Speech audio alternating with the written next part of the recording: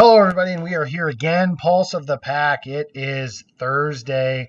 It is October 31st. I wish a happy Halloween to everyone that is here. If you celebrate Halloween, more power to you.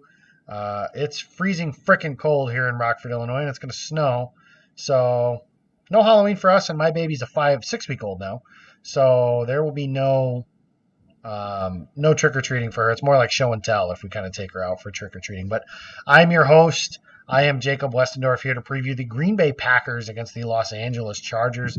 And joined with me is the graybeard himself, and it's starting to grow in. It looks like a winter beard. You're prepped for your trip to the great Midwest. That is Jason Perrone. Jason, is that what that beard is for?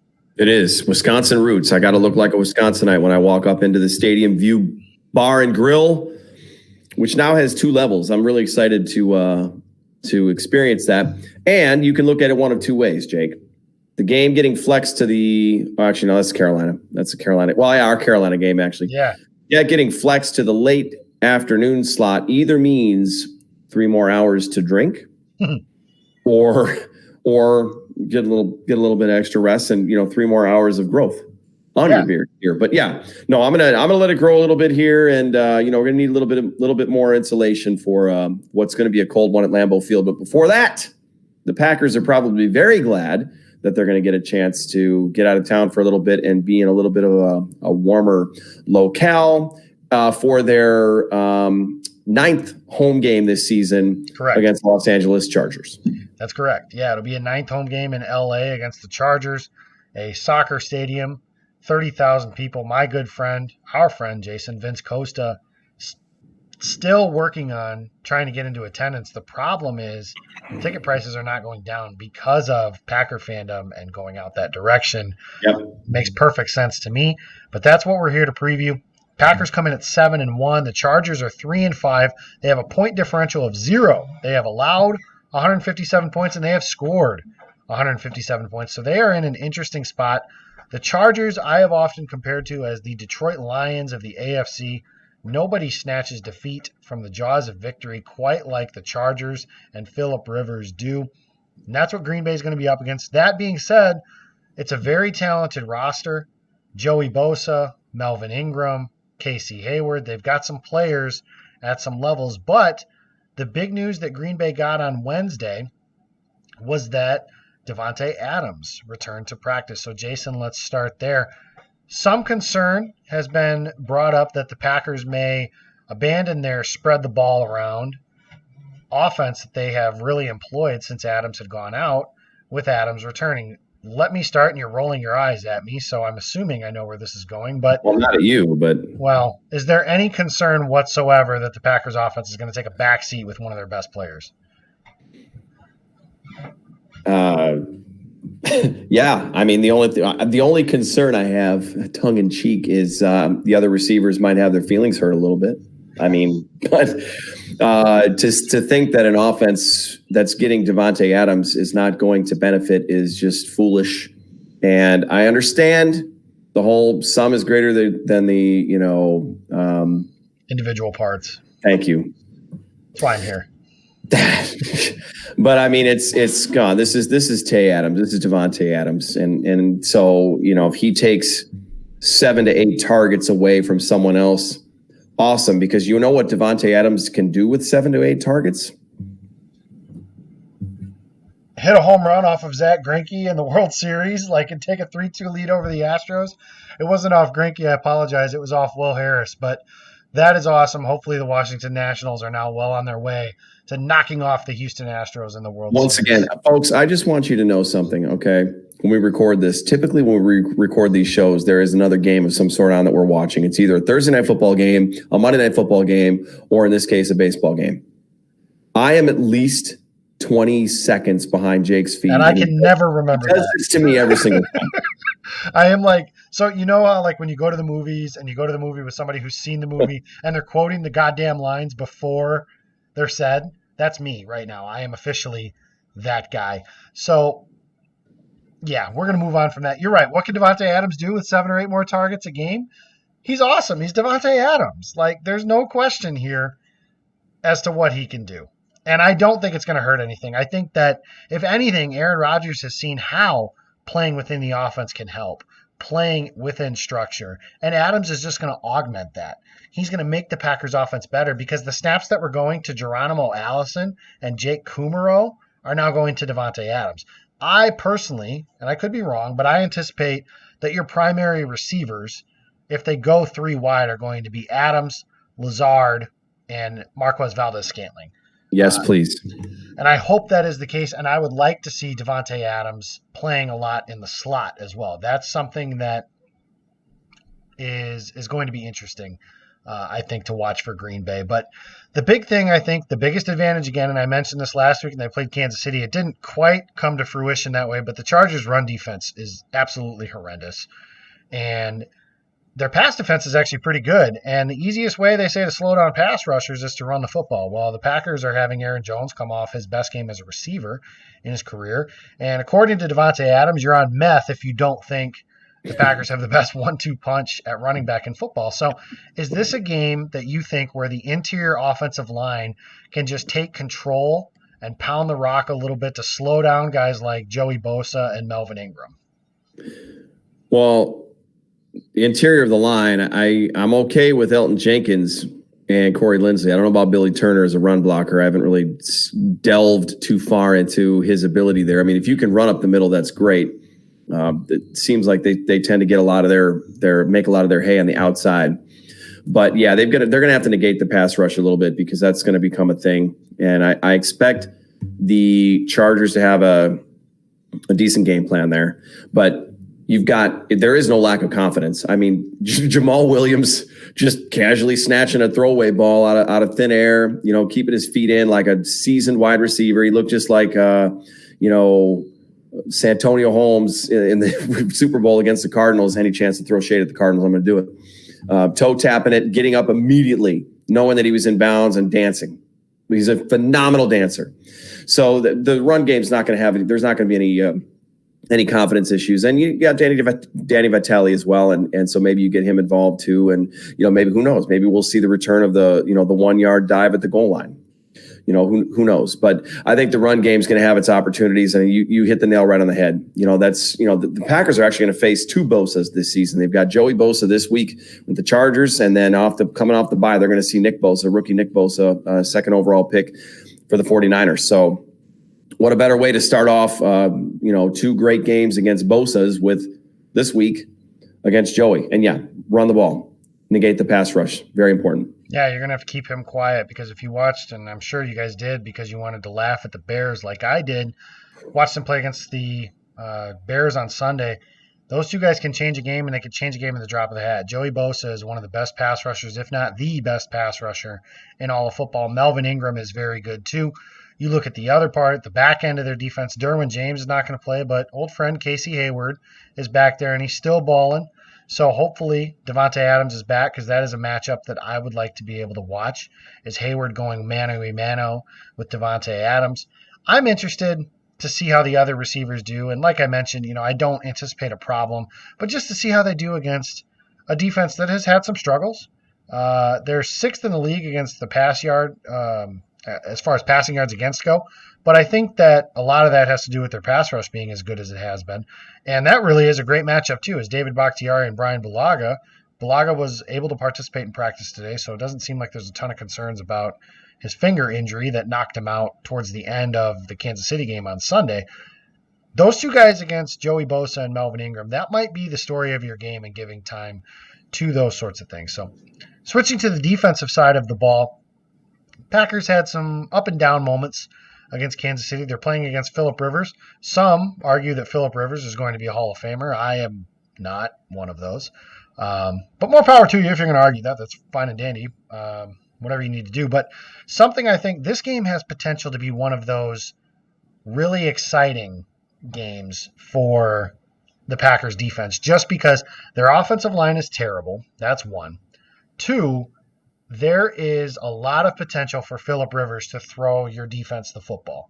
And, I mean, guys, casual fans, and even the most in-depth fans, what are the most interesting plays to us on a defense? Sacks and interceptions. There's no question. Zadarius Smith and Preston Smith are facing an offensive tackle unit that has given up the most pressures in the NFL. This should be a game for those guys to eat. I thoroughly believe that they should dominate this game on up front, and that will give their cornerbacks, Jaire, Kevin King, some safeties, Darnell Savage, Adrian Amos, whomever. I think they're going to have chances to intercept passes because Rivers, he had one on Sunday.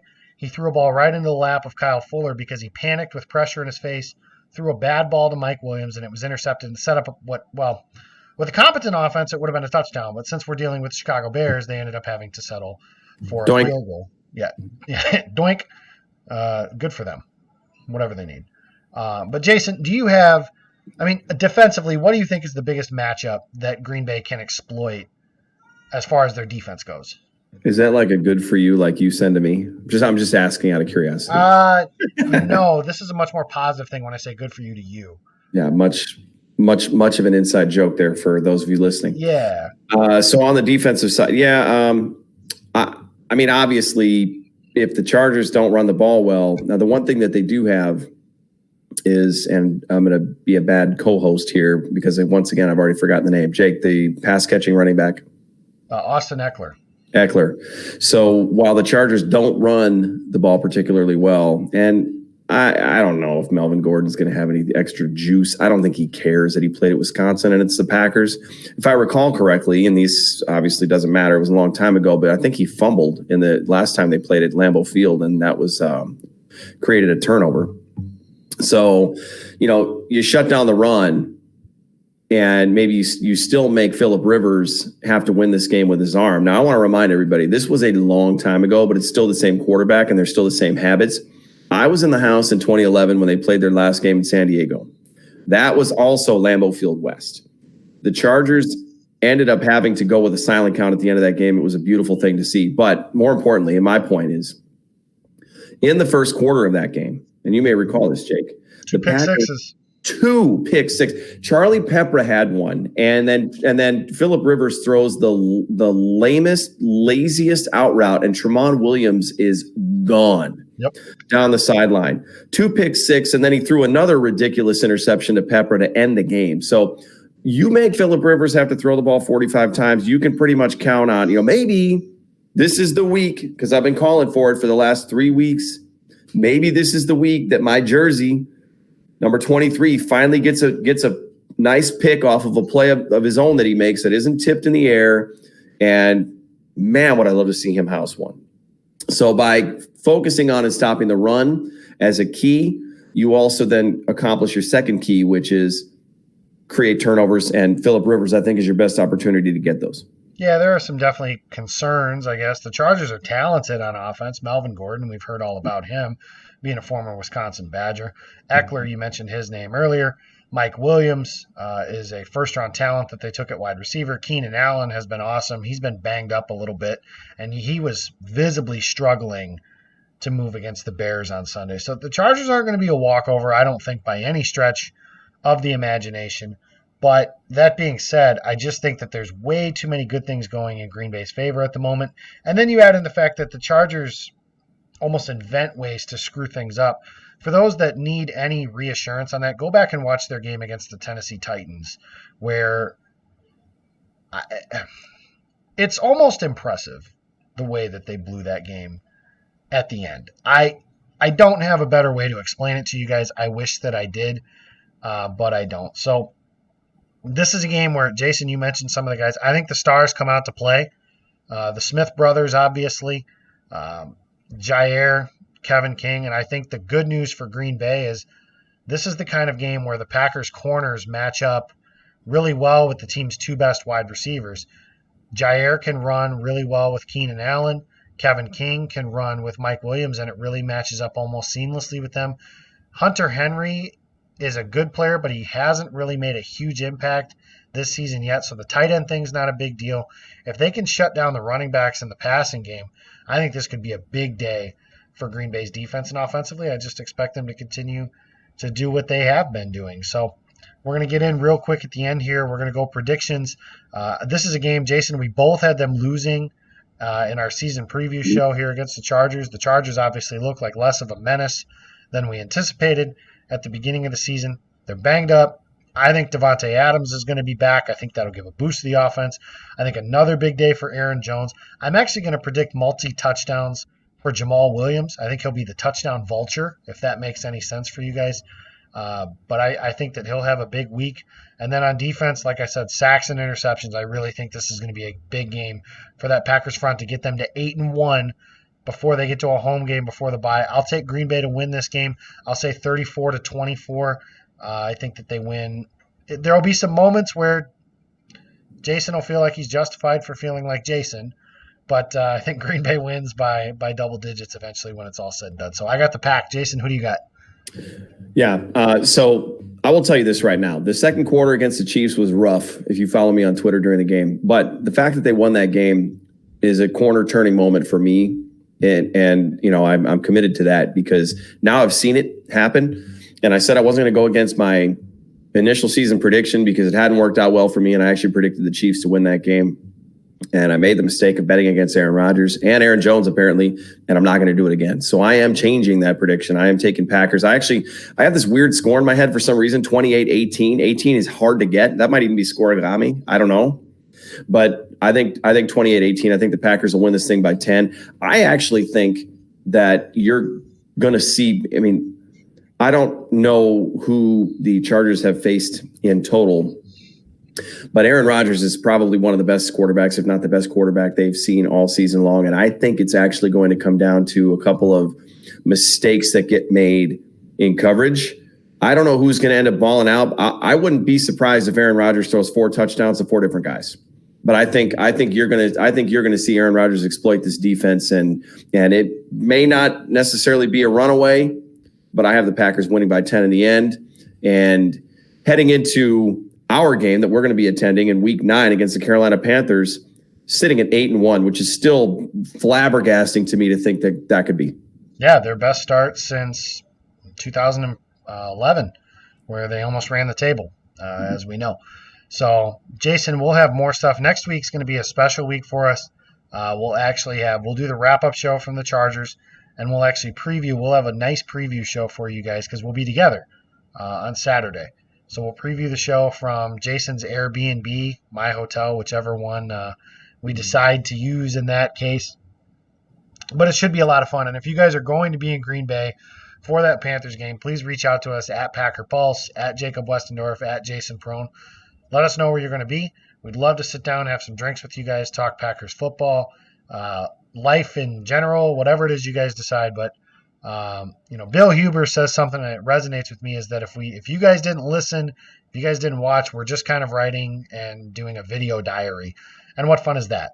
The listeners, the visitors, all that stuff. That's what makes this fun. So we'll talk more about that when we get into Carolina week. For now, it's the Chargers week. That's going to do it for this edition of Pulse of the Pack. Check out our YouTube channel. It's at Pulse of the, or well, not at, just search Pulse of the Pack. The one with the logo, not the one with Aaron Rodgers pointing. I'm still not 100% sure what I need to do to get YouTube to take that damn thing down. But this is where we're at. Follow the show on Twitter. It's at Packer Pulse. We're doing some fun stuff there. You can follow Jason. He's at Jason Perone. And you can follow me. I am at Jacob Westendorf. I will be back with you shortly as Team Degenerate is going to give us their favorite lines of the week. So be sure to check out that stuff and check us out on Saturday when we give one last look of Packers Chargers. But for now, Jason and I are signing off. We both like Green Bay to win, and another big week for, it's crazy that we're saying this after the way the season started, but MVP favorite Aaron Rodgers, big week incoming. So thank you guys for listening to Pulse of the Pack.